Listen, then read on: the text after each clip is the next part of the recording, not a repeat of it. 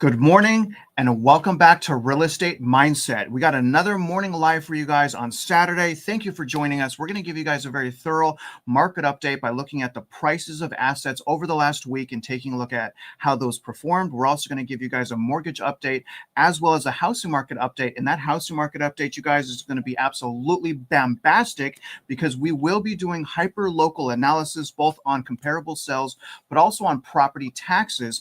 And that segment is going to correspond perfectly with the Amicus Brief that we're going to continue to take you guys through. Because remember, you guys, we are trying to provide you and everyone that's watching this with awareness about what's happening with property taxes while at the same time seeking support. So, having said that, thank you to everyone that has supported Mitch's lawsuit at the Texas Supreme Court. There's been at least 3 people that have sent in letters of support. We were notified from the court, so thank you again from the bottom of our hearts. We need your guys' help. And don't forget, you guys, everything will be chaptered. So share this video, come back to this video, comment below. I will be answering some questions as we make our way through this. Really good questions. And if you got some humor, maybe I'll throw that up on the screen as well. And I will say, before asking Mitch how he's doing, I am so close to buying a house. I have dreams about it now.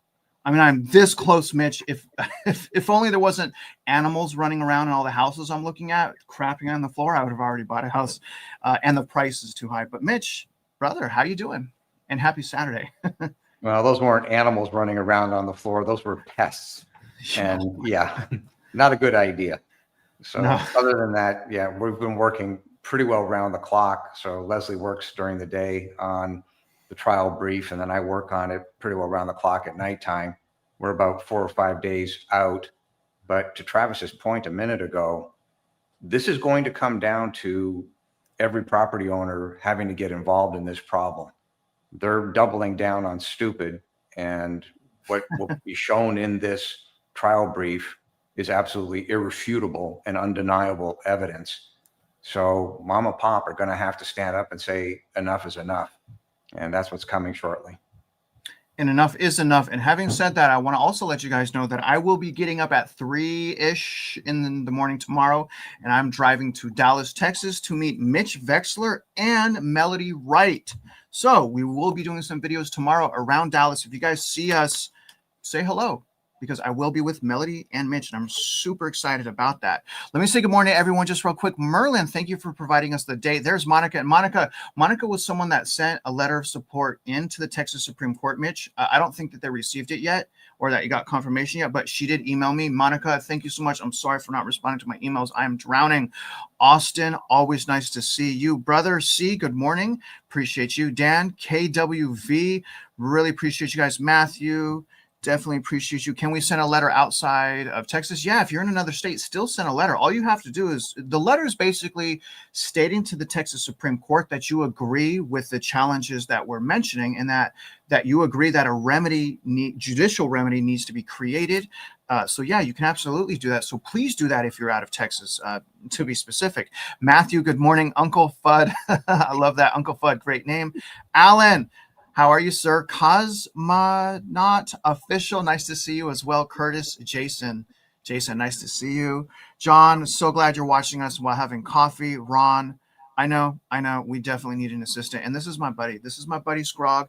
He showed up for my protest with a shirt that says, "Don't batter me, bro." Scrog, Tom, I love you, man. I love you, man. Thank you for showing up, man. Thank you. It meant a lot to me, Mitch. I'm just a normal person, brother. You know, I'm not used to influence at all. In fact, I'm not a social person, so this is kind of weird. But either way, let's stop getting weird and let's start with the market review. Let me put our first timestamp and we're going to get started. I'm going to put the comments as well so you guys can see the comments live. Just make sure, please, nothing crazy. I will get penalized if you guys get too crazy. But the first thing I want to do is I want to go over the quiz question for the week. So I put this up last night, and most of the people got this correct. And we've only had about 310 people that answer this. The question is, what is the significant concern we have highlighted regarding the ISD bonds, which is something you guys need to pay attention to, whether you own a home right now or don't own a home right now. And I'm going to show you that later on in this program. But 89% of people got this right. And the correct answer here is the potential for insolvency that can bankrupt city and property owners. And then I went back to the global financial crisis to see if any cities defaulted on their bonds. And there actually was cities through the global financial crisis that defaulted on their bonds. Why? Because values of homes went down. So that did happen during the global financial crisis. But please come back here, you guys, answer these questions. You guys see, here's the other question. I will be sending out questions throughout the week with a link to the quiz. Each and every person that are watching these videos, you guys need to take this quiz, and you need to ace this quiz, because it's going to allow you to explain why we need to abolish property taxes and how, and what the real problem is. I put my heart and soul, so did Mitch, into this for you. It doesn't cost you any money, it just costs you some time. But let's make our way into assets now and see how the market did, starting with the Dow. So let's see here. So the Dow closed up about 0.65%. But what I wanted to show you is how the Dow did over the week, and it didn't do really well. So the Dow actually ended the week, or the 5-day period you guys see right here, down 0.15%. Okay, so Dow didn't have really a great week. And let's take a look at the S&P. Now, the S&P did even worse over 5 days, because the S&P over 5 days is down 0.31%. So not a good week for the stock market. And let's see here, the NASDAQ. So the NASDAQ actually did the worst of all three indexes, where it usually does the best, but now it's did the worst, down 0.65% over the 5-day period. Now, let's look at metals. And you guys probably noticed what happened to silver. My gosh, what happened to silver? Oh, yeah. See, Scrog knows. I see you, Scrog. Scrog's ready, man. He's nipping out the bed. He's like, Travis, yeah, silver, man. We thank God that we bought silver when we bought silver. I've never told you guys to buy anything, and I've also said I'm not a financial advisor, but I alluded to the fact that I'm buying silver, which is really the only thing. What have I told you to buy outside? I'm not a financial advisor, so I'm not saying buy silver, but that's like the one thing that I've alluded to buying, and we've been doing pretty good. Now, look at what gold did this week. Gold hit 3,800, by the way, this week. Absolutely unbelievable what's happening in metals. And the 5-day for gold, beating all indexes, 5-day for gold, up 3%. So rockstar gold, great work. Now look at silver. Silver, oh my gosh, man. I was watching silver every single day this week, and Mitch and I were texting each other in the morning. We're just texting each other prices. Like Mitch was like $45 and I was like 46, and we knew exactly what that meant, because we've been watching the massive, unbelievable run up with silver, sitting at right now $46.36. It almost hit $47. This thing almost hit $47. My God, look at what it did over 5 days. So silver wins. Okay, so silver over 5 days up 10%. You guys want to go buy a house right now? You know, if you do buy a house, remember, use the math. Okay, be very careful. It's a horrible time to buy. There's onesie, twosie deals here and there, but overall bad time to buy. 10% up over the week. Silver absolutely destroying all other asset classes. Absolutely phenomenal. 5 days, 10% up. That's a great area to invest your money, at least over the last week. But let's see how crypto did over the last week. Crypto took an absolute beating. Absolute beating, you guys. Bitcoin, I'm sorry. Let me calm down. This is XRP. I forget because there's so many coins, you know. So XRP down over 7 days. So bad news bears right here, down 6.72%. Now, you guys know I bought a tiny bit of XRP to hold for the long run. So I'm not trying to get rich quick. I just wanted to be part of XRP so that I can also report on it. So I own XRP, just a little bit of XRP, not a lot at all. And here's Bitcoin over 7 days. Also, Bitcoin absolutely taking a beating as well, down 5.68% over the 7-day period of time. Taking a look now at the VIX, which is the volatility index. And you guys already know this thing doesn't even matter. So I hope, by the way, this dropped 8.66% on Friday. So it's saying there's less volatility in the market. What I'm coming to understand is this is absolute nonsense. The VIX is supposed to warn us and detect volatility. But from my understanding and my perception, the only purpose there's two purposes of VIX. Number one, the propaganda part, to convince us that the market's not that volatile. Number two, to manipulate algorithms. Because a lot of these trading algorithms, they put in that VIX and the volatility. And if the volatility is low, they take more risk. If the volatility is high, they take less risk. And depending on what type of trade they're doing. But it's really designed for the algorithms. That's it. at least in my opinion. We'll go back to Mitch on that here in a minute. Let's take a look at the Dixie. So the Dixie's up, or the strength of the dollar, still sitting at $98.18. Over a 52-week period of time in the last year, it's fairly low, but historically it can go a lot more, which means the dollar is still a weapon of mass destruction as well, and it is losing a ton of value. I wanted to show you guys one more time M1 money supply, and I wanted to tell you and just remind you that just in 1 month, from April of 2020, okay, let me get my notes here. So April of 2020, right here, you see on the left of the screen here, kind of to the, what, you're watching this, so the left of my face, I think. So it's the left of my face. You see the arrow here. M1 money supply in April of 2020 went from 4.8 trillion 1 month later to 16.2 trillion. That represents money printing of 3 times the amount of money supply. They printed 75% of all money in 1 month. That's crazy. And then also, if we go to January right here, this is M2. Okay, here it is, January right here. January of 2024, they have added, and remember, you guys, the Federal Reserve is telling us that they're doing quantitative tightening, right? They're telling us that they're going to control inflation, that their goal is 2%. Well, if the Federal Reserve's goal is 2%, I have an idea. Stop printing money, and you'll hit that goal tomorrow.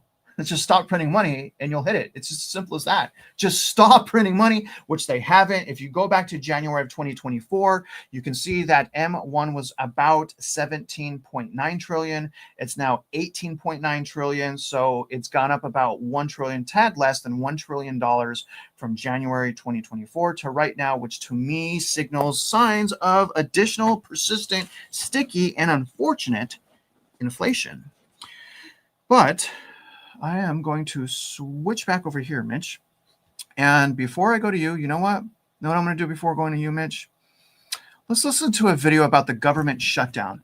And I'm so sick and tired of the government shutdown. And we did a video yesterday where they're like, if there's this whole back and forth. If you shut down the government, we're going to lay off all these federal employees.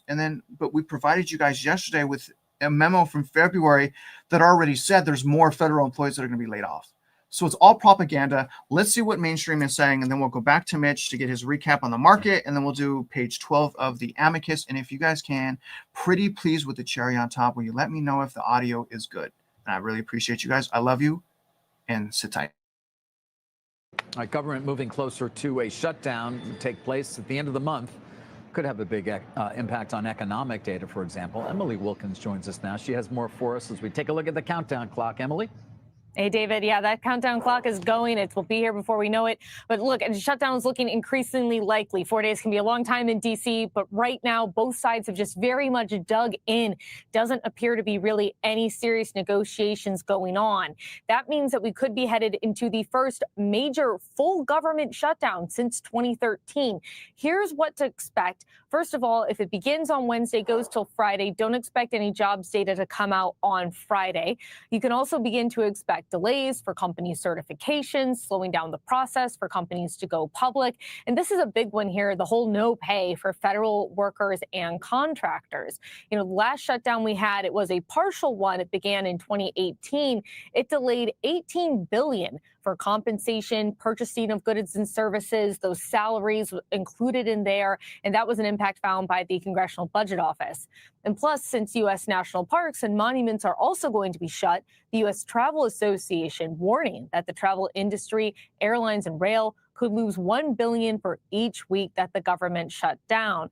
Now, that's what's happened previously, but this time there is a new wrinkle. The White House threatening massive government layoffs that could impact hundreds of thousands of employees. Now, it's not clear at this point exactly how many agencies would be impacted. The guidance that was given to them is basically to not reduce workforce for programs that are in line with Trump's priorities, but it raises the stakes for what a shutdown could mean for industries and for the economies. Guys?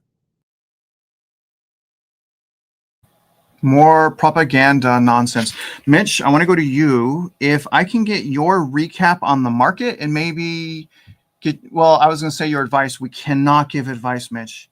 And by the way, even though I hate the stock market and I think it's horrible to society, I got to be careful. I'm starting to get a little bit more excited to learn how to short and the day trading and all of that. So we may start that this year, maybe next year, but we're definitely going to start it when it's time, led by Mitch Vexler. Mitch, your reaction to the market, sir?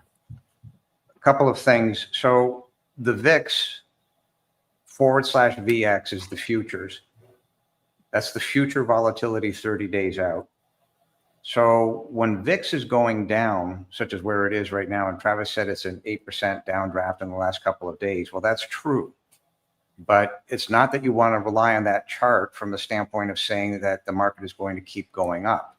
Just the opposite. When the VIX drops, as it did, that's the time to start looking, because VIX is going down. So if VIX is going down, what's the natural opposite of that? That means that the market, which is up at a high today, is going to start peeling down. Therefore, when the VIX is low, you look to buy, in reality, puts. You want to buy a put because if the market starts dropping on that underlying, let's call it NASDAQ, then your put is going to jump dramatically, as in 100%, 200% of the value of the put that you bought. When VIX is high, that means that the market is low. They're inverted. If the market is low, but the VIX is high, you want to do what's called a delta neutral spread. So delta neutral spread basically means you don't care where the market's going, as long as it stays in the middle. You don't want it to go up a standard deviation or down a standard deviation. So you're betting on volatility compression. And if you have volatility compression, you make money through theta decay.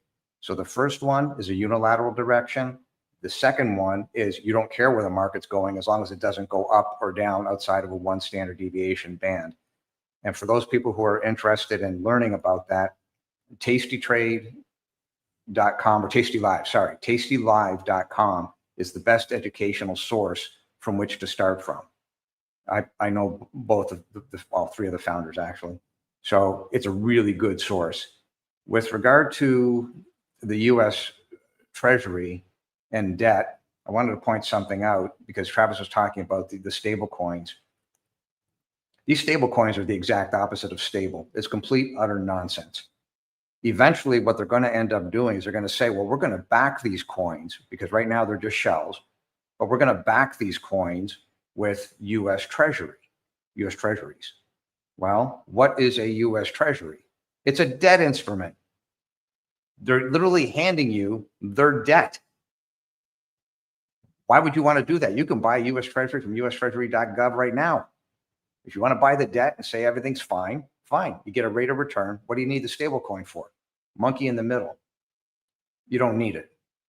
Over and above that, what's going to happen one day when the government just simply wakes up and says, yeah, we're going to flush this debt, and we don't know which coins are going to get smashed.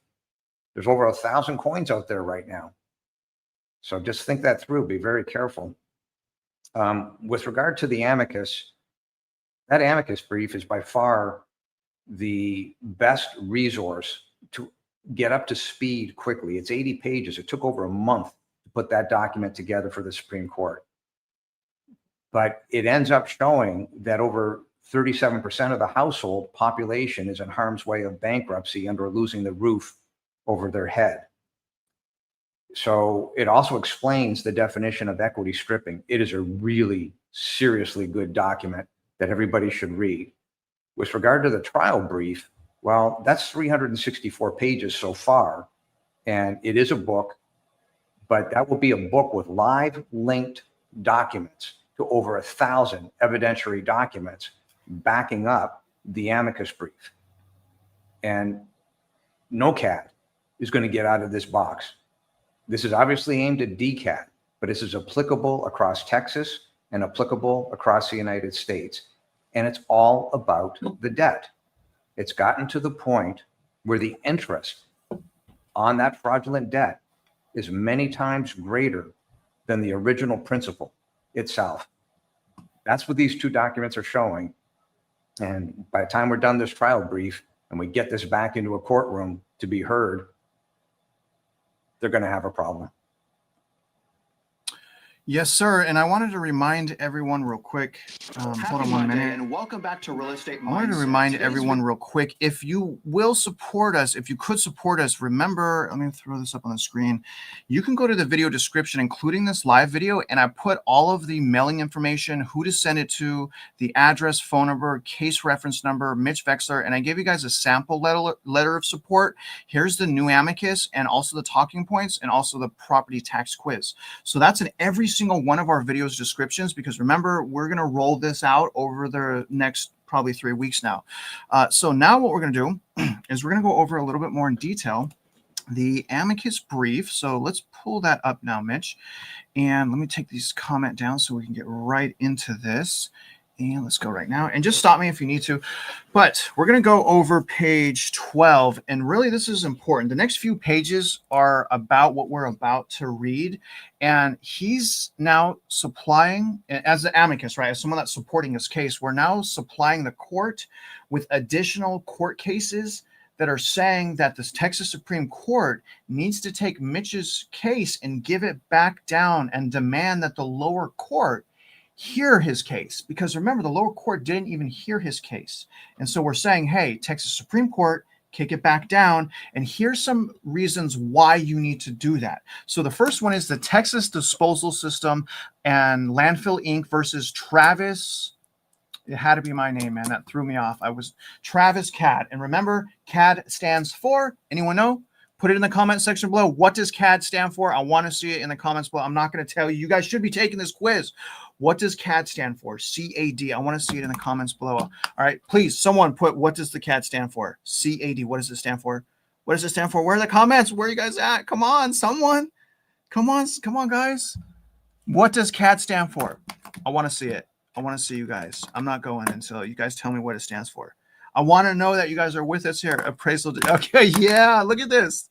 Thank you. Thank you. Central Appraisal District. Thank you so much, guys. I'm sorry to pick on. I'm not trying to pick on you. I just want to make sure everyone's on the same page. Yes, Central Appraisal District. Okay. Now, the importance of that case is whether taxpayers can use market value evidence in an equal and uniform manner, valuation challenge, or whether they're restricted to ARB protest grounds. So a lot of people are having these problems because a lot of fraud exists behind those doors. And behind those doors, remember, they're protected by immunity. So a lot of people have these problems, but a lot of people don't have the money, resources, time, and patience to fight it, which is why we need to support Mitch, because he's fighting for us and he's spending his money, he's spending his time, his knowledge, his expertise, fighting our fight. So please, guys, support this case. Now that first, let's go down here. So the next one is, this is going into the parallels to his case. And this is saying, this shows the Supreme Court of Texas will step in when procedural doctrines threaten to cut off meaningful, equal, and uniform remedies, which is exactly what happened here. So he's telling the Supreme Court, you've already ruled on this. What are you doing this time? You need to rule on my case like you ruled on that case. Case number 2 is the Mills CAD versus Encore Electric Delivery Co. Now, this was whether certain agreements under Texas code deprive courts of jurisdiction. So the parallels to his case is this confirms that the Texas Supreme Court takes cases about jurisdictional limits on courts in appraisal disputes, because remember, they keep trying to push us back to the ARB because, like, nah, this has to do with the value of your house. There's only one way to go about that. And we're like, what? Since when you're violating, you guys see the atrocity here? You guys feeling us on this? Now, the third case is Vexler CAD versus Johnson. The case granted on valuation dispute issues, part of the cluster of appraisal cases in 2023-2024. The parallels is it reinforces that the Texas Supreme Court views the CAD litigation as recurring and important enough to grant review, especially where taxpayer rights are implicated. So they've already ruled on this. Case 4 is Valero Refining versus Galveston CAD. And this is, again, equal and uniform refinery valuations, whether or not Valero could use comparisons across refineries. Again, this supports Mitch's case because it requires equal and uniform taxation. And it also takes a look at whether appraisal methods themselves violate constitutional mandates of uniformity, which they do. A child knows this. Case number 5, Willow K. CAD versus Sebastian Cotton and Grain, challenges under tax code corrections, and appraisal procedures. So the reason why this pertains to Mitch's cases is it confirms the Supreme Court does not shy away from systemic appraisal disputes. Right? So what are they doing here? Especially when agricultural land and tax equity are involved. And it resonates with the agricultural farm and overvaluation point that he's making in his case. So again, the case above provides strategic alignment to the Vexler case. So Vexler petition issues, again, administration exclusivity blocks fraud claims. They are allowing the fraud to continue by not allowing us to complain. And by them not allowing us to complain, we can't put a light on the problem. They're trying to blind out the problem, trying to dark it out. But we're like, no, you can't do that. Here's a light on the problem. And that light, you guys, is you. Mitch and I are just one person. You guys are that light. So please keep watching, share, and follow us because we definitely need your help. And if we win, it's because of you. I want to tell you that right now. Probably a little bit of God as well, and a little bit of tenacity. Number 2 is the equal and uniform violations through manipulated methods, constitutional open courts, and taking issues, as well as statewide systemic crisis. Now, before going to Mitch, I want to remind you guys about these 2 court cases right here, because during our next analysis, where I'm actually going to take you guys through this, which is the Clearfield. Okay, so remember, here's the Clearfield. So this is a really important case right here. This is the Clearfield Trust. Now, this is important, again, because this is going to be a perfect segue into our housing market update, because remember what Clearfield Trust is saying versus the United States. The government, when entering the commercial marketplace, okay, descends from its position of sovereignty, okay, and is subject to the same rules as private entities. If the government enters commercial marketplace, that's what the ISD bonds are. Okay, that's what they are. I'm going to show you guys that here in a second when we do that analysis. But before we do the analysis, Mitch, can you go ahead and respond to page 12 of the amicus and anything else you want to cover in that regard? A few more points here. So there was a person who was asking about Florida, if we knew about the Florida schools. Yes, we do in detail. So Florida law is very close to Texas law because both originally were based on British law. And I was working with 2 attorneys out of Florida who were literally, I spent 4 hours with them going through legal case law and legal definitions of Florida law. And I would say that the Florida law is within 98.7% of the Texas law. So what happens here is the same thing that's happening in Florida. It all comes down to the bonds. The trial brief is going to end up being the map for all people, all property owners across the United States against the central appraisal districts. There will be, when all said and done, multiple, as in thousands of class action lawsuits across the US.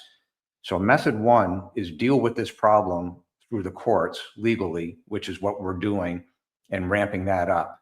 Method 2 is for all property owners to get involved and on a political basis and show up at your school districts and say, no, we want this information. Turn over the amount of interest that is outstanding on the fraudulent bonds that you have created. Hand it over. So far, that hasn't happened. Multiple requests, even right up to the Attorney General for state of Texas. I want to make a point that the trial brief itself is a full-blown indictment. When you follow the math, it's a full-blown indictment on what the system has allowed to be created, which is the interest. Outstanding compound cumulative interest is many times greater than the original principal. If you supported your school district and you said, yeah, we want to buy this bus, and the bus costs 300 grand. Do you realize right now today that bus is actually costing you, the property owners, $1.5 million? It's because they never use cash, and it's because they levered it through the bonds. So the trial brief is a full-blown indictment. One other point, which is applicable to the amicus, it's important that everybody understand the 2 prior courts admitted and agreed that fraud was committed. We already know that fraud was committed. It's already been agreed to by the courts. What the courts were saying is through the ARB was the final leg of it, that we can't get past the appraisal review board. Well, that's complete nonsense per the Clearfield doctrine. Clearfield doctrine says if the bonds are raised, that's now under federal law, not state law. They applied themselves through the bonds to the national market, which is why the attorney in Washington has been paying visits to the SEC. This isn't going away. This is getting much bigger by the day. And as fast as I can get this brief done and we can get back into those lower courts is when you're going to see some real action start happening. So far, this is just part of the process and it's extremely painful, but we have to go through that. This will end up being in a position where those people who lost their houses as one type of class through the tax liens, they're going to be able to sue the state where this occurred and get that money back. There's a lot coming very shortly. Well said, sir. And I was on mute. So Zeke, in here, I just wanted to tell everyone, I must have sent out emails to maybe 40, maybe 50 media outlets about what we're doing here to try to gain more attention, and so is Mitch. It is so hard for them to pick up property taxes and what's going on. But I wanted to show you this as well, Mitch, because I'm not the only one that's saying this. I think I'm going to just tell you guys, I think Mitch, and I actually have asked Mitch, like, Mitch, you want to do a channel? I'm going to help you with the channel, your own channel. He won't do it. He's so busy researching and stuff. He's like, no, Travis, you got the questions, and what we're doing is working. So I just want you guys to know I am supporting this man. I'm trying to push him to get his message out there, and we're doing the best we can. But it's not just me, Mitch. You see that comment right there. Yeah. So let's go into do our housing market update right now. I'm going to put our first time our timestamp on. Now, I'm going to start by doing a hyper local analysis on property taxes because it's a perfect segue out of the Amicus. And I want you guys to understand that what they're doing is, let me put this up here. Okay. So real quick though, what you guys are looking at is the electronic municipal market access. Now, remember when we read that Clearfield case, if the government engages in the commercial market, they no longer have immunity. And what you guys see here is where they engage in the commercial market. This is where they sell municipal bonds. So I'm going to show you guys that in a minute, but I want you to understand how they're doing this. They're taking our future equity. So my property taxes are 3.52%. Okay, so they take $14,000 of mine every single year on the other property that I own, and then they create bonds. I'm sorry, my property taxes go to pay the bonds. Okay, but they use that method and they use that mechanism of my property taxes to create these bonds, and then lenders purchase these bonds. Okay, so like JP Morgan Chase, pensions, the Bank of Canada, they purchase these bonds, turn them into securities and collateral. And then they leverage up these bonds, making a bigger money supply. So they're using the bonds to create more inflation and a localized increase in money supply. And they're doing that based on the future equity of my house. So I haven't even got the equity. They're saying, you're going to make this much money in the future. We're going to tax you based on that. We're going to use that to qualify for bonds. We're going to sell those bonds to the lender so that they can create more inflation and lever those bonds up. So that's what's going on in a nutshell. But let me show you guys, we're going to do our first analysis. Okay, so we're going to do an analysis on Godly, and we're going to do our property tax analysis. But before I do that, again, I want to show you guys in detail, because this pertains to the Clearfield case, that they are engaged in commercial marketplace. Okay, so again, you guys are going to want to bookmark this. This is, and actually, so you guys may want to, never mind. But you may want to bookmark this. Again, this is EMMA, Electronic Municipal Market Access. And we're going to review Godly, Texas. Okay, so when I type in Godly in the search list right here, here's the type of bonds that Godly sells in the marketplace, making them removing their immunity. They've removed, Godly doesn't have immunity because you can see right here, they're engaged in a commercial marketplace. Even this says, look at market access, electronic municipal market access. It says mark. So we're going to go to Godly, Texas Independent School District. Take a look at this, guys. Okay. This is kind of just off the subject. And you guys are going to see all of the bonds that they're selling. Look at this. And, okay, once you click on one, let's just click on the school building right here. So if I want, and then it tells you all of the type of school building bonds you can purchase. And it usually, look at, here's the coupon, 8.25. Dang, that's insane. 8.35, but it tells you the yield as well. And then once you're here, you can start clicking the QSIPs. So we did find some QSIPs right here. And then when you click this, if you want, here's the rating. You can get the ratings, disclosures, final sales, official statements, advanced refunding. So it's all right here. And I'll tell you guys, I was up till actually, I found this at 1 a.m. and I was up till about 5:30 researching stuff. I don't know what it is, but for some reason at 1 a.m. I do my best research. But there it is right there. They are engaged in the commercial marketplace. I want you guys to really think about what I'm saying, because again, this is against the Constitution. You can't charge me property taxes. I'm not making money. It's my shelter. And look at what they're doing. This is an absolute Ponzi scheme. It's crazy. But let's move on. So if I want to purchase in Godly, I want to make sure that the municipalities are spending property taxes correctly. So one of the things I do is I type in Google bond election notice for Godly ISD. Okay, and this is what it's going to look like right here. Look at official order. Order calling a bond election and notice of election. This is where you guys come to see what is inside the bonds. A little bit what's inside the bonds. So again, election notice. So bond ISD election notice. And then we go to, usually it's exhibit C. So let's go back down to the exhibit C, because I want to know how much existing debt. So that's my main premise here, is I want to know how much they're asking for, and I want to know how much is existing. So currently Godly ISD, okay, I highlighted right here. This is counting the interest. They have a liability of $408 million. So Godly ISD has drowned the property owners in $408 million in debt. But what's also astonishing is then in 2024, they asked for another, before that debt's paid off, another $774 million. Why are they this is just for buildings. Buildings don't last just 3 years. They're asking for double the amount. This is an absolute atrocity. Okay, so if this passes, if this would have passed, they would have been in roughly $1.15 billion in debt. Now, here's how I figure out, like, okay, do they even have enough money to pay this off?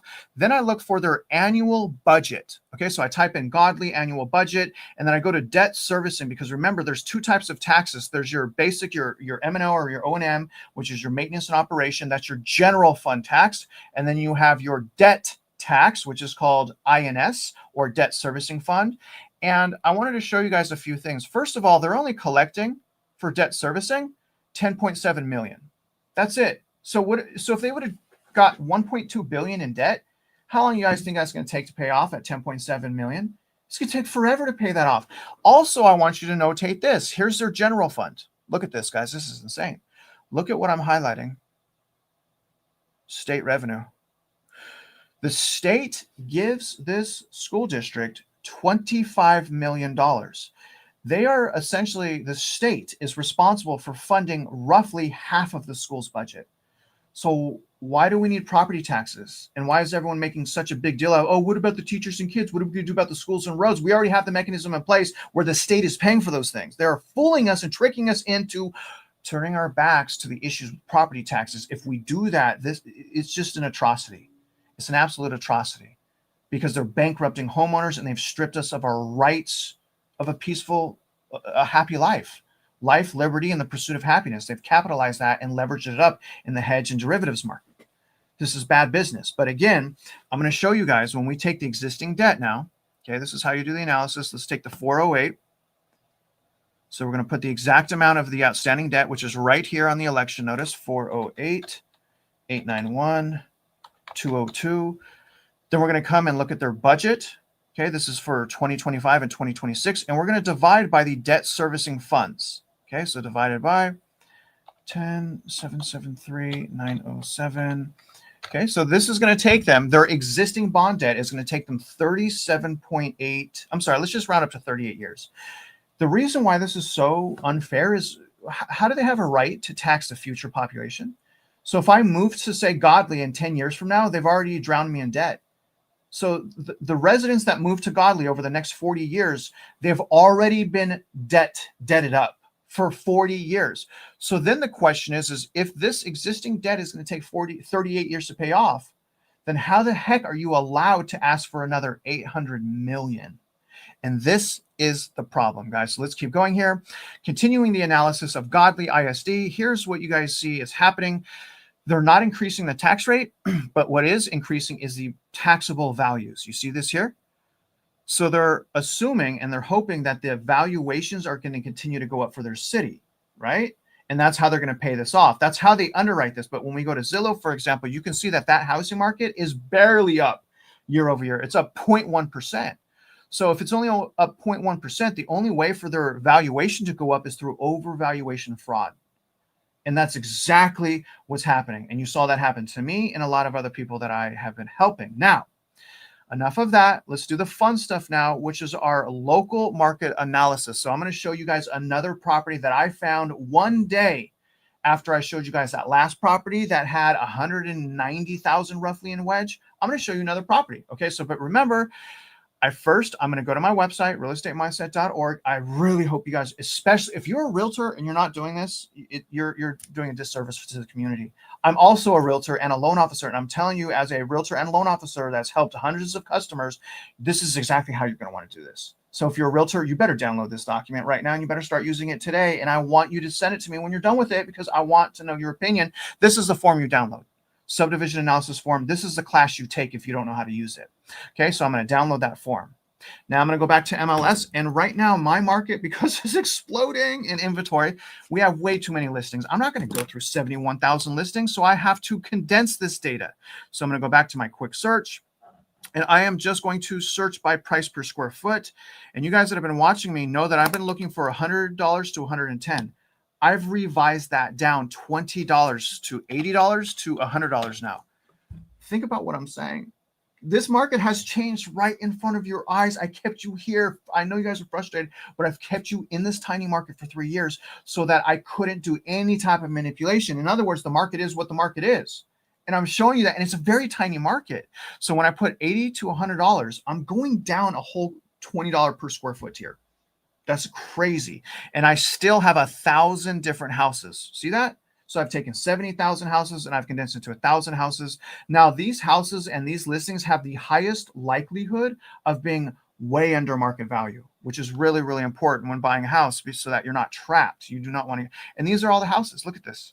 So there's still a lot of houses. And I always do this again, before even looking at the house. I won't even step foot in the house until I've done the math. Okay. So look at this. Okay, so here's Kingwood. Here's the market I've been keeping you in. And another property came up right here. Take a look at this. This is crazy. And this is what we're going to do our analysis on. I'm also going to show you guys the payment, estimated payment on this. So this house just came on the market. I think it was 2 or 3 days ago. So it's 3 days on the market. And look at price per square foot. Another home in my market for $80 in the 80s a square foot. I just showed you one on Tuesday. Here's another one on Saturday. This is insane. $86.98 a square foot. So this is the analysis we'll be doing. Also, this is a foreclosure. Let me show you guys some pictures so you guys can see the condition. Look at this foreclosure. Holy smokes. I was like, no freaking way. This is all, but then, okay, I was like, wow, I got to go look at this house right now, right? Right, guys? I mean, seriously, holy moly. And then I'm going like, wait a minute, that doesn't look right. That looks like a little undone there. That's a little concerning. And then I'm like, okay, this is a foreclosure. I forgot. So you're going to want to walk this, but look at $86 a square foot with a pool. Look how big that pool is. Where are you going to find a house for $86 a square foot with a pool? You can't find that. I know you can't find. I'm looking every single day. I told you guys, and this is how you know I'm in my market every day. Because look at, again, the DOM. Now, remember, you're going to want to note some things, and then you're going to want to put it on the subdivision analysis. Like, first thing is the sales price right here, $350,000. Okay, the size of the property right here. You're going to want to pay attention to the subdivision because we're going to do an analysis on the subdivision because it's a local analysis. And then I want to make sure to look at the taxes. So remember, it's for sale for $350,000. Let's see what it's taxed on.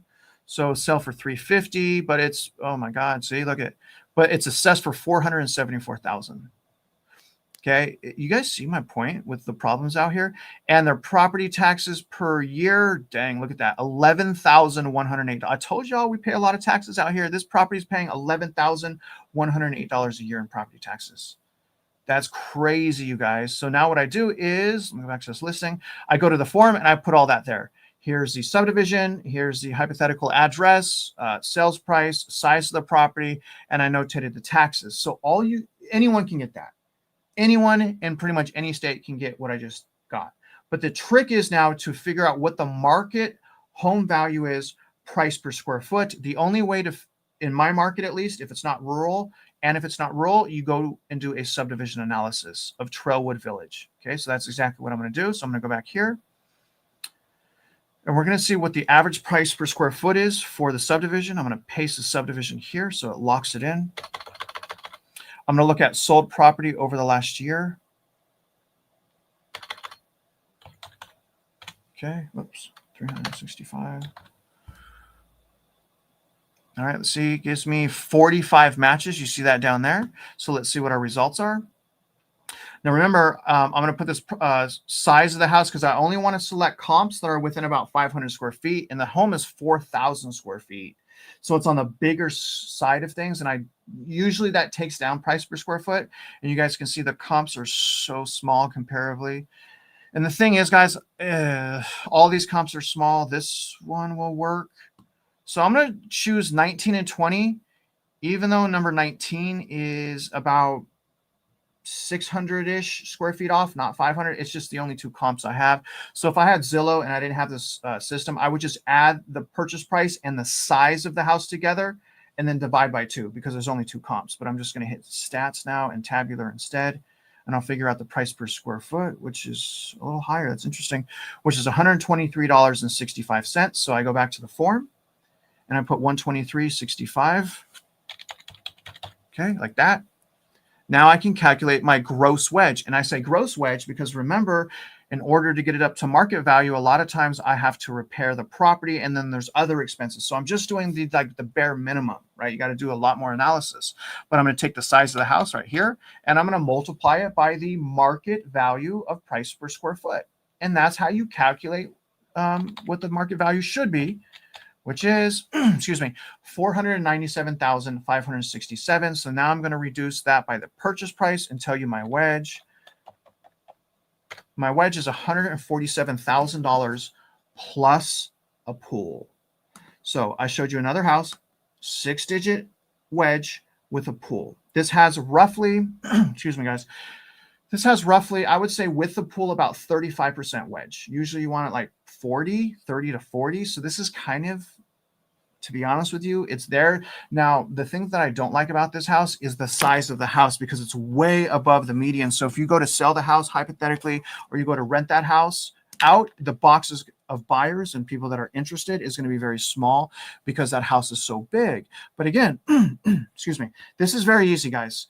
Purchasing a real estate, excuse me, based on math is very, very easy. All you have to do essentially is what I just showed you, followed by a little bit more due diligence. So that is going to conclude that segment. I'm sorry, I know that was super long. And my first thing is, before we go to our video, Mitch, do you have any remarks about the analysis or the housing market? Yes. So equity stripping occurs when your reduction of what would be your principal reduction via your amortization schedule is what the central appraisal districts and the school districts are stripping from you in the form of the overvaluation and subsequent overtaxation of the fraud that they created. You have an amortization schedule, you pay it down under normal circumstances, and that money comes to you. Well, the overvaluation and the overtaxation that they have created by virtue of the fraud, that 2.5%, 3.5%, the delta, whatever it happens to be, is what they are equity stripping right out of your pocket. While you sleep, they're stealing your money. That's the reality of this. With regard to the EMMA, the electronic market municipal access, here's the problem. There is no documentation that we have yet to be able to get our hands on that totals for any school district all outstanding compound cumulative interest and shows the outstanding principal of the bonds. In addition, no pro forma. So the QSIPs themselves, although a good basis from which to start, only show a fragment of the problem. They don't show the entirety of the problem because there's no totals. They're hiding the totals. They're hiding the data. So It's the line item detail of the bonds themselves. Who got the bond? Who's the underwriter? What's the date? What's the term? What was it used for? That's a picture. It's a snapshot in time. But you've got to be able to take all those individual line item basis numbers and add them up to figure out exactly how bad this is. Now, we've got different ways using math to come at it from the backside. But the bottom line is it's not available to the public. And even the Texas State Attorney General said, well, we're not the repository of the documents. Doesn't cut it.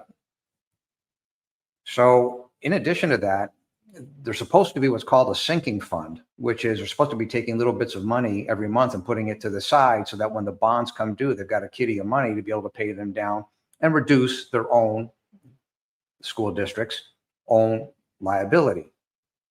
Yeah, so far we haven't been able to see that clearly either.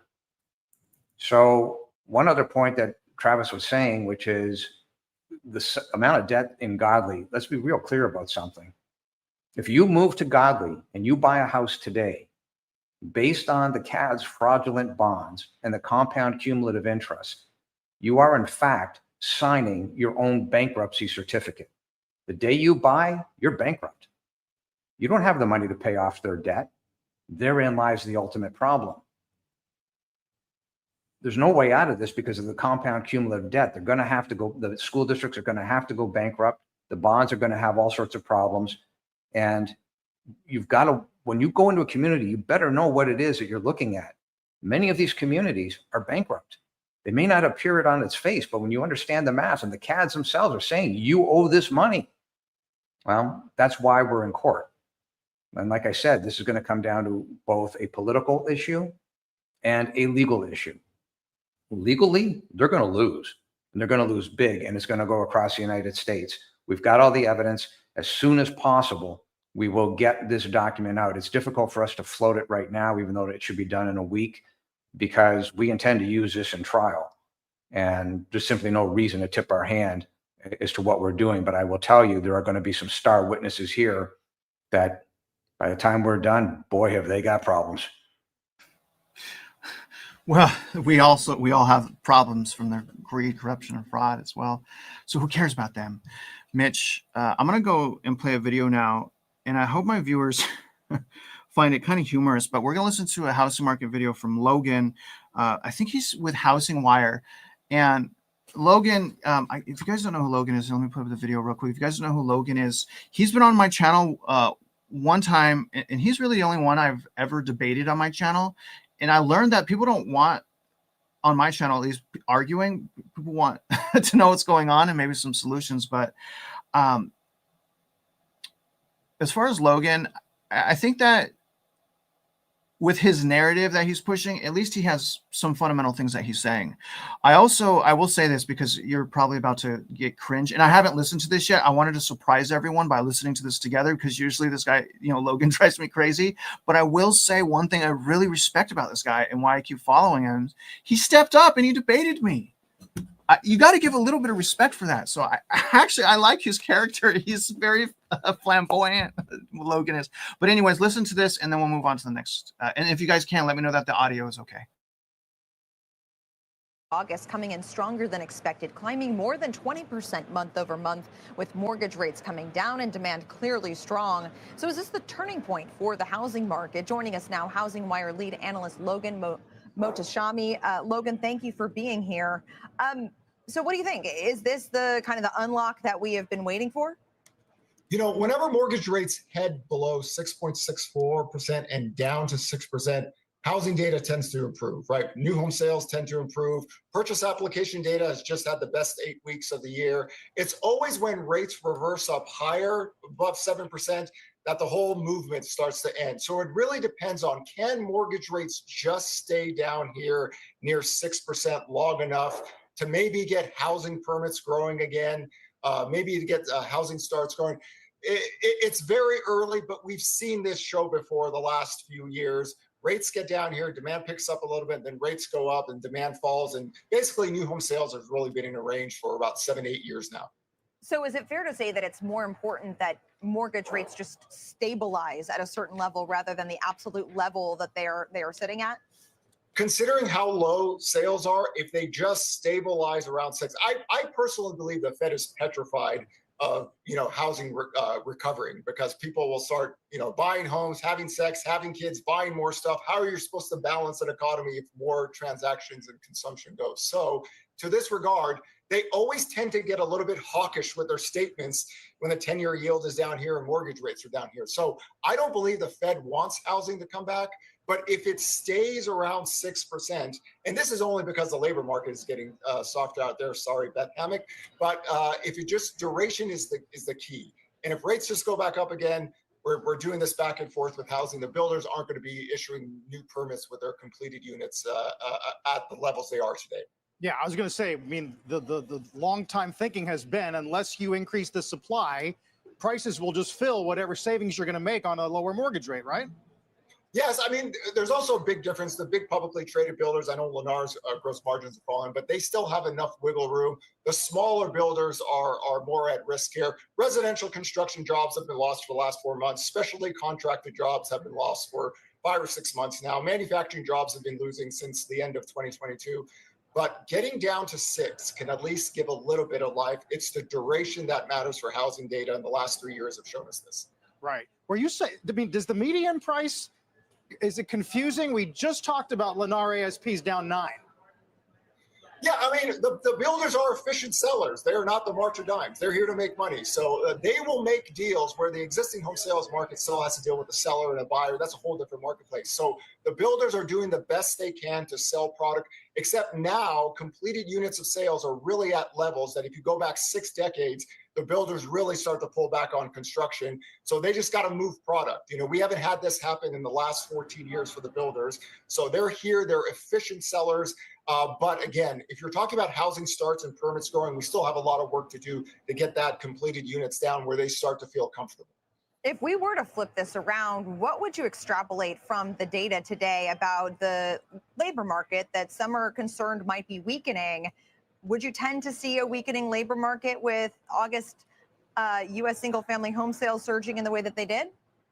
Well, this has happened before. The last few years, whenever rates get down to 6%, and during that time, manufacturing jobs are being lost. Now residential construction jobs are being lost. If permits can grow, if housing permits can grow again, then you don't have to worry about the single-family labor out there. But again, it's all about duration with the housing market. You're working from really low levels. It doesn't take much to move the needle. But the only reason we're down here with 6% is because the labor data got softer. And the mortgage spreads, if anybody sees a mortgage spread, give it a hug this year, because without that, we wouldn't have near 6% at all this year. All right, so let me pull up the Amicus real quick. But here's the issue that I have with these more bullish housing market analysts. Now, at least he's, even though it's a little bit of a cherry pick to push narrative, I mean, I get it. At least he's using some data. But the biggest problem, and I'll go to you in a minute, Mitch, and I know you're chomping at the bit, is these guys aren't talking about the price, and they're not talking about our income. The most important things. How is mom and pop going to afford a $400,000 house when our income hasn't gone up? And you see the delinquency rates shooting up, and we haven't even gone into a publicly acknowledged, see my choice words, publicly acknowledged, Mitch, recession. They just keep going back to payment and interest rates. We've had interest rates way higher than this for a long time. The reason why they're thinking that payments are so important is because the prices are so high that they need the payment to go down. But it's the prices that are the problem. It is the income that is the problem. And I don't see these analysts ever talking about that, nor are they talking about what the government, the federal government, and the banks are doing to put a floor under the prices, and how that they're keeping everything propped up with the inflation and the deficit spending and these various leveraged up and hedge programs. So they're not talking about any of that.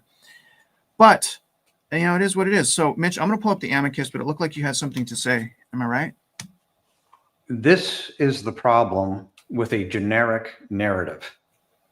That is such a softball that he was dealing with. It's embarrassing, both from the standpoint of the press stating it and him running with it. And I don't know this guy. I mean, he seems legit, et cetera. I mean, that's not the issue. The issue is it's generic gibberish. So it avoids the truth, and nobody wants to ask the ultimate question, which is what he should be asking and going after the press. which is why are so many people suffering to make home and car payments? If what they're talking about in that segment was true, how can you have, on one hand, everything is fine, and yet on the other hand, people can't make the car payments, can't make the house payments, can't make the real estate tax payments? How is that happening on the same plane? Here's the issue. Somebody's lying. They refuse to dig in and understand the problem. And that is what is shown in the amicus and soon to be the trial brief detailing the problem with the evidence. And the last point, mathematically speaking, is why I'm saying what they're saying is nothing more than generic gibberish. The inflation above 2%, right? So if you take current inflation and you raise it up by just 2% above the current inflation, that eats a 200 basis point reduction in the interest rates. It literally eats it. It negates it. So if you drop 200 basis points effective Monday morning, Fed walks in, we're going to drop interest rates 200 basis points. It doesn't matter. It will disappear in a nanosecond by virtue of the inflation above 2% over and above the current rate. So that means that the 10 and 30-year mortgages, which is what people get access to on their houses, those rates are going up, not down. Again, the press is lying. That narrative is utter gibberish. So what Travis said, I agree. All right. All right. That's very good, Mitch. Very good. We're going to go into page 13 now of the amicus, and this is going to start getting a little bit easy for me, except on the next page, because page 13 is really just kind of summing up what we just went over. But the president here, going back into this amicus, remember the link of this description. We need your guys' support. Please write the letter. And to the people, Monica, if you're still there, thank you for sending that in. The Supreme Court of Texas has in the last 5 years reviewed multiple CAD cases involving equal and uniform, keywords, and jurisdictional barriers to court review. Vexler's filed petition fits directly into those doctrinal, pronounce that? Dang it. Pronounce that word, please. Yeah, you got Mitch. it. Doctrinal. Okay, fine. All right. I just embarrassed myself for no reason then. But raises them on a broader constitutional and statewide scale. Now, again, cases granted review by the Supreme Court, and he's referencing again over the last 5 years, and he's going into a little bit more detail on the Texas disposable system, the issue, and then the ruling. And we went over that. Again, here's the Mills case, issue, the ruling, Vexler, Appraisal District versus Johnson, issue as well, Valero, issue, the impact. So it's all right there, you guys. Again, and then our last part of this, we'll go over 14 in a little bit more detail. But let's see, what do I have next for you guys? I think our next segment here, because that was like super duper easy, excuse me, is our mortgage segment. And I really hope you guys like this next segment here. Let me just put the timestamp down. Now, so we're going to go into our mortgage segment. Let me take off this comment real quick, if I may. All right. So remember, you guys, you are experts now and better than most everyone out there that is keeping their head in the sand about the housing market and the economy. And by now, you know, as consumers, that mortgage interest rates, 30-year fixed rate mortgages, they follow the 10-year Treasury. And you guys know that this was, I think we were a bit under 4% before the federal funds rate was being cut. It shoots back up to 4.17%, but it closed about sideways, 4.17%. Now, in turn, it's caused interest rates, again, like I warned you about. You guys know we've been warning you about that. It sent the interest rates above 6% again. Conventional is sitting at 6.38%. Only advantage of conventional is, number one, there's preconceived notions. And number two, mortgage insurance. You could pretty much sum it down to preconceived notions and mortgage insurance. Conventional has a higher interest rate. It's harder to get, and normally it has a higher required down payment, except for Home Possible and Home Ready. So a lot of people are like, well, why would we want conventional? The mortgage insurance. You have a 20% down payment. You avoid the additional cost, the additional fee. But as you can see, FHA is lower, sitting at 6.09%. Remember, if you run your credit to shop for a mortgage, excuse me, I'm so sorry, guys. You have a grace period of 30 days to shop your mortgage. So make sure you do that within that time frame, and definitely shop your mortgage, because you guys should, if you're shopping your mortgage and you have good credit of like 720 or higher, you should get, I'm going to guess, about half a point off of these rates. I know that I can. So if I go out shopping for a house right now and I want an FHA as an example, I can get a 5.5 hypothetically. And if I wanted a conventional, I can get a 5.75. I know that, right? Because I shop and I know the people in the industry. So that's what rates are doing. Now, let me show you a few other things. And then, by the way, I set up the payment. We're going to go over a payment calculator for the house we looked at. So I set up the exact payment for that house we looked at with a pool. But the first thing I want to show you guys, and I constantly want to talk about this, when we take the average loan amount of $324,000, today's interest rates of 6.38%. So loan amount 324. Remember, you guys, people pick on us like, oh, you're paying 100% in rent. And I'm like, well, you're paying 300% to own a house. In just your mortgage and interest, it's 200%. If you pay back $728,000 on 324, that's 200%. So you're paying back the original loan plus another 100% total, over 200%. Now, what I also want you guys to know is that if you put roughly $21,000 down, you're going to save almost $100,000 and 5 years. So if in day one of you owning this house, you pay your loan amount down to this amount, that's about $21,000 from 324 to 302,877, you just saved yourself 5 years of payments. And each of these categories in blue here of interest. So you can see here, that's about $100,000. Do you see the power of paying off principal? And if you guys don't pay off principal, understand it takes you 20 years to start paying more interest than, to start paying more principal than interest. That is how greedy these banks are, because the odds are you're going to either refinance or pay your loan off within that 20-year period. So odds are a lot of people will never, ever make a mortgage payment where more of the money is going towards principal versus interest. Think about the atrocity. Now, the last year, you're only paying $818 in interest because it's front loaded. Remember, it's front loaded with interest. So year 30, $818, year one, $20,564. These things are very dangerous, but for the right people who are using mortgages the right way, this could be a great entry point into wealth. But right now, super toxic bad time. You can only find a handful of houses that are crashing. The whole market is not. But here and there, you can find it looking under the hood. And I showed you how to do that. Now, let's set up the payment. Okay, so this is the house we just looked at. See, here's a house price of $350,000. I'm doing a 3.5% down payment FHA. I am not quoting anyone information. Understand that I cannot legally do that. I'm capable, but I'm not quoting. This is just an estimate. Okay, I'm just, you know what? Let's just say this is a guesstimate because I don't want to get into trouble.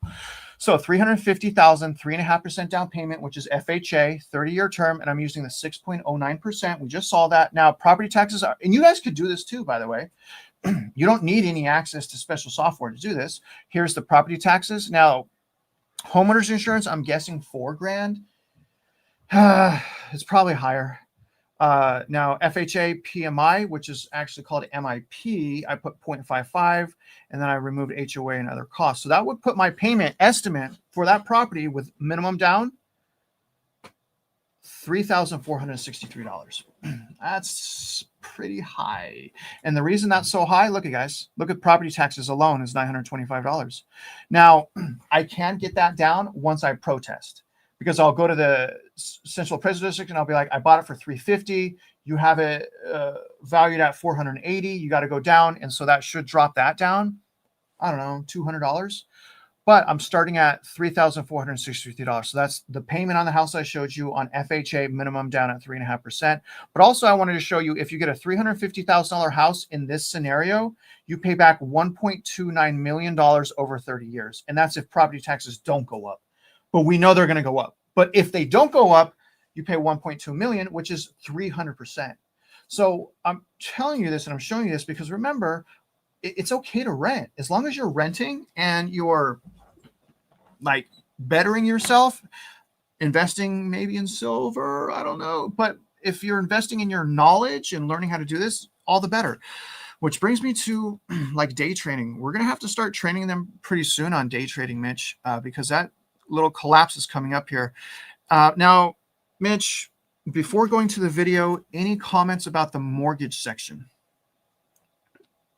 It's real important that everybody when you're in school, be trained on what an amortization schedule is really all about. But in a nutshell, that's the buildup of your equity. That's what an amortization schedule does. You get to pay off that mortgage over 10, 15, 20, 30 years, but you're building up your equity every month. You're building your equity. The problem is that due to the fraudulent overvaluation and subsequent overtaxation at the hands of the school districts and the central appraisal districts, that buildup of equity is literally being stripped. Like I said, when you're sleeping, your money's being stripped right out of your pocket. So this takes both a political and a legal solution. And for whatever reason, we're carrying a fair amount of the burden on the legal side.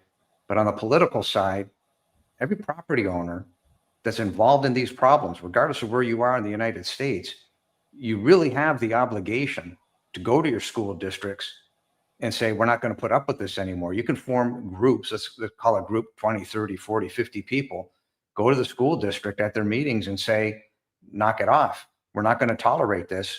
And if you don't stop it effective immediately, we will be filing lawsuits. And that's on the school district side, politically.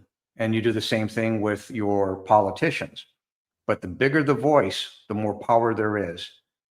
On the legal side, well, at some point, people are going to have to go to jail, because what's happened here is just unconscionable. It's illegal both from a state level and a federal level. The attorney in Washington is speaking to the SEC because you've got bond fraud. The markets are all screwed up, and they continue to push these buttons. Nobody wants to talk about it, but they continue to push the fraudulent narrative. Yeah.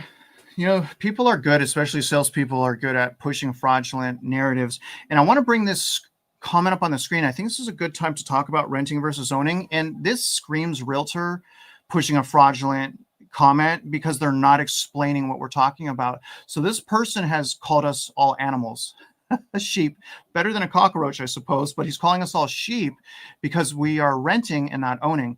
And this person is so naive and delusional to make this comment because we just literally went over for the last hour and 10 minutes and we talked about what to do while we're renting. And we've also specifically said that, hey, and I've said this many times, I love owning property and I'm looking every day and I put in multiple offers. But what is important, Chris, if you're a realtor, brother, you need to quit your job or you need to get better at it because you're doing a disservice to every single person you talk to.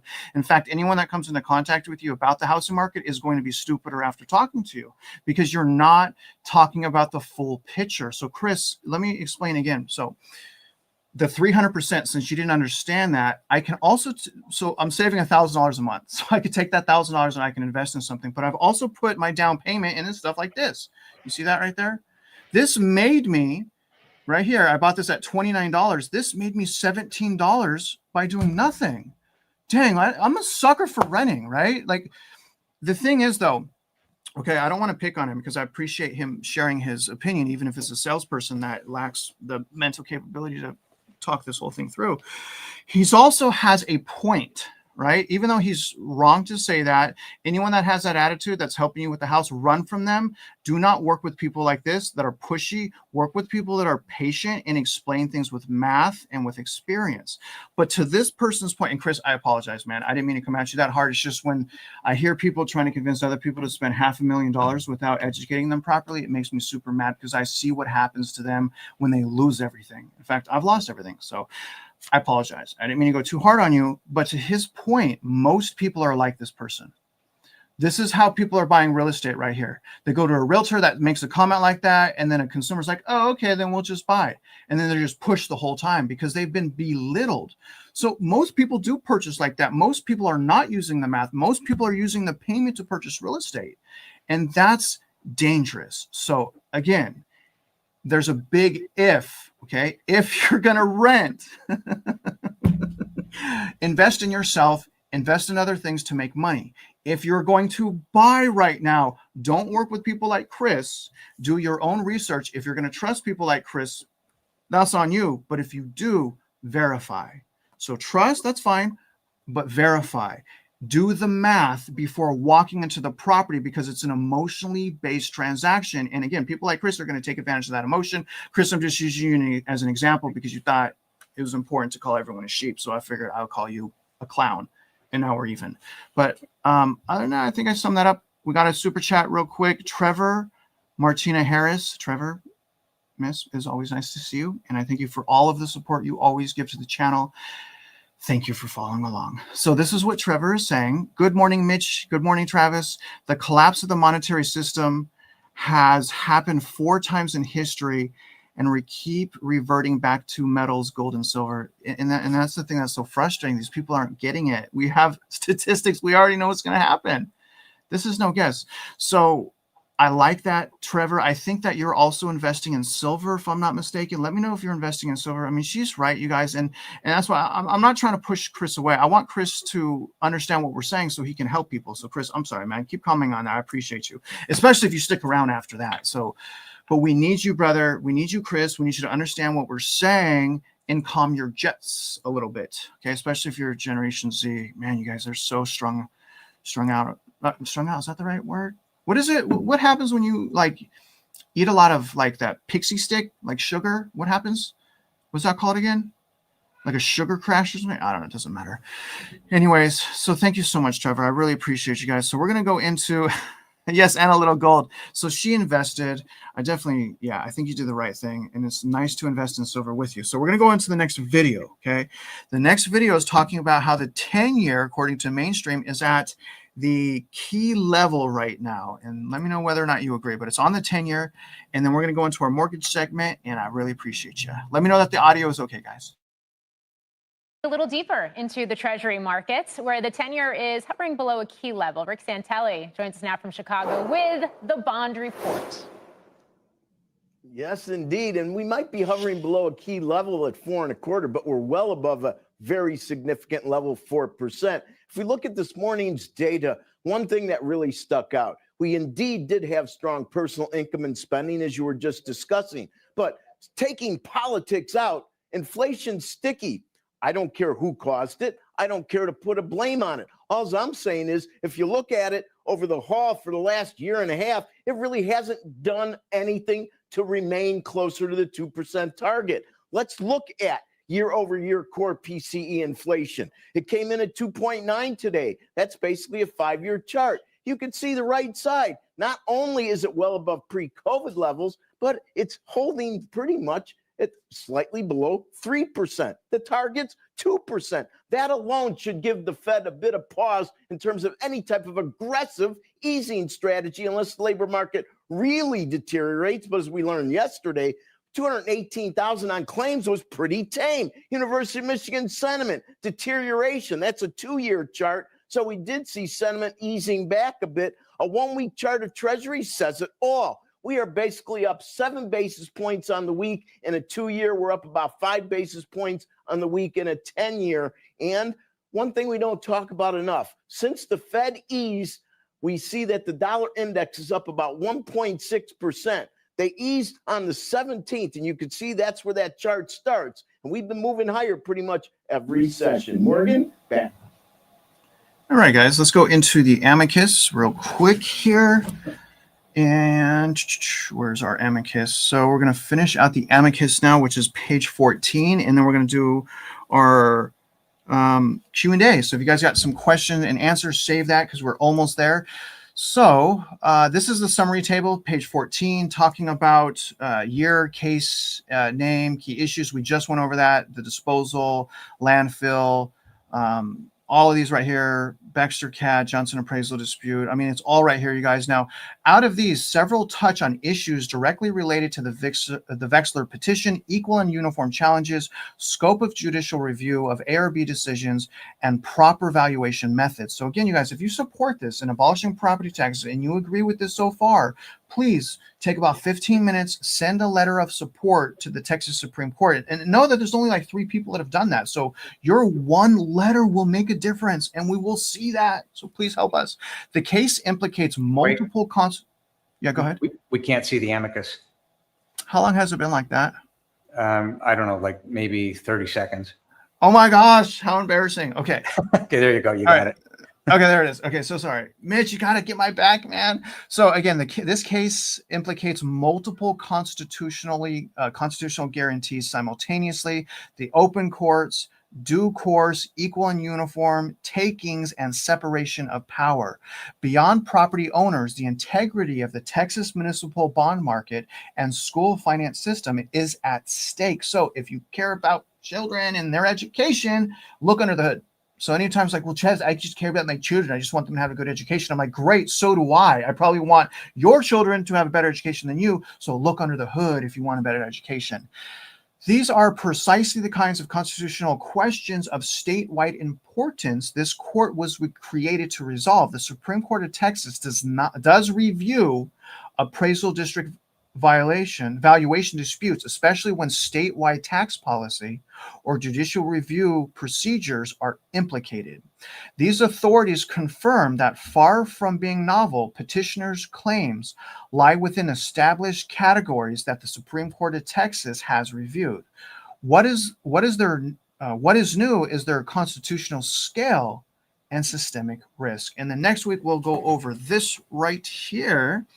But that's going to do it for the amicus today. Mitch, did you want to cover anything that I missed right there? The comment from Chris, he may be and has picked up a line, which is they'll own nothing and they'll be happy. And that line is being promoted and was created at the World Economic Forum. And the World Economic Forum are anti-capitalist, globalists, fatalists, and fools, because they are monkeying around with human nature. And that will lead to tyranny because they believe they won't be caught. Well, for me to make that statement means they're already caught and the world is on to them. The World Economic Forum should be shut down and never heard from again. And the math exposes their actions. So think of it this way. A lot of those people are banks that are behind the scenes in the World Economic Forum and the International Monetary Fund. They make money by virtue of interest.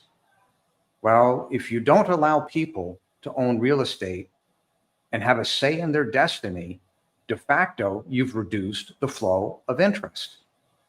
Therefore, the World Economic Forum are complete fools. They are literally insisting on their own demise in order to prohibit people from doing what people do, which is human nature. People have to have something to get up for in the morning and says, hey, yeah, I want to go and make this widget. I want to go and build this, and I want to end up owning my house. It's pretty simple stuff. Been on the go for thousands of years. So I think Chris is more on the side that we're saying, but unfortunately he picked up a line somewhere. One must understand where the line came from, why it was stated, and all the World Economic Forum wants is their own little base of power. But the truth of the matter is they don't and should not exist. Well said. And I really appreciate you clearing that up, especially for Chris. Chris, sorry we're picking on you, man. It's just, maybe it's not you. It's just other people have said that and have absolutely doomed people. This is an interesting comment by Arizona Man that I won't get into because I don't want to upset people. But my gosh, if we had another channel and we could talk freely, holy smokes. Here's a comment from Steve Heckler. Steven, it's nice to see you, buddy. He's been around since the beginning, I think, pretty much, huh, Steven? He's saying Doc Chambers for Texas governor. Abbott is a way for that's okay. I didn't read that right at first, but go on, Mitch. You're shaking your head. Do you not think that Doc Chambers is going to be governor of Texas, sir? No. Why is that? He doesn't have the capacity. He's not willing to do what's necessary to be done. This is real simple. You want to run for governor? Learn. Understand what that bill is that I wrote. We were willing to hand it to you. We're willing to sit down and work with you, explain everything we want. But we can't carry your water. The evidence is the evidence. The math is the math. That amicus brief has got everything spelled out. 2 documents, you learn everything. You stand up and say, we are going to repeal all real estate tax effective immediately in favor of the uniform states sales tax. You want to fix this? We're giving you the keys to the castle. But until any politician, and I don't care where they are, Texas or the United States, throughout the United States, understands and is able to say that one sentence, they are a complete, utter waste of time. This is a political solution and a legal solution simultaneously. There is no other solution. So we've spoken to his group, but the bottom line is, so far, all I've seen is complete incompetence. He's got the ability. I think he could do some serious damage, but there is no more important task for any politician than this real estate tax. When you're looking at debt loads that are greater than the principal with no ability whatsoever to pay them off, this is massive bankruptcies in the making, and avoiding it just makes you complicit. Nothing more. Yeah. Yeah, I agree 100%. And just, let me see. It's funny that that comment was made because I made a post on our Abolish ad valorem property tax horse barn. So if you guys, just in case you want to know, let me show you guys real quick. So here it is. You guys go there real quick. Okay. Join the group so I can accept you. It's on the upper left. You see that Abolish ad valorem property taxes. Look at the post that I made 20 hours ago. I made this 20 hours ago.